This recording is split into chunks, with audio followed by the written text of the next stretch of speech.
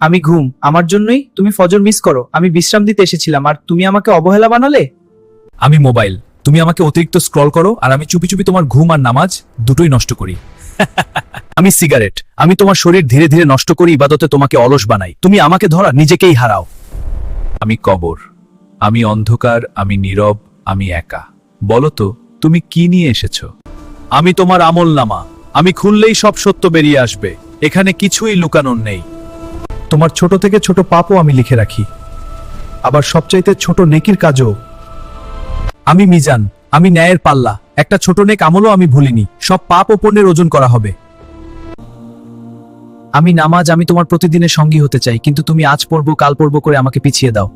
আমি তোমার সাথে দেখা করতে চাই, কিন্তু তুমি আমাকে বারবার পিছিয়ে দাও। আমি এখন অপেক্ষায় আছি।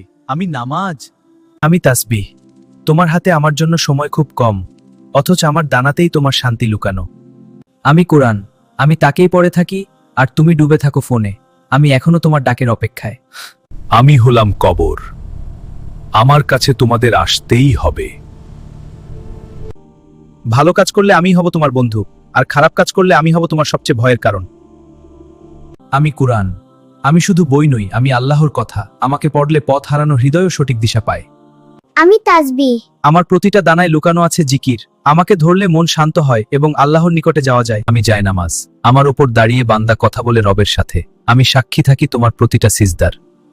আমি মেসওয়াক, ছোট আমল হলেও আমি প্রিয় সুন্নাহ, আমাকে ব্যবহার করলে আল্লাহ খুশি হন।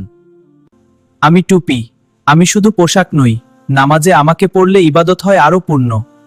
আমি আতর, আমার সুবাস পছন্দ করেন নবী সাল্লাল্লাহু আলাইহি ওয়াসাল্লাম, ইবাদতে আমাকে লাগালে পরিবেশ হয় পবিত্র। আর যদি তুমি আমাদের সাথে থাকো, আমাদের ব্যবহার করো, আমাদের ভুলে না যাও, তাহলে এই কবরেও তুমি থাকবে শান্তিতে।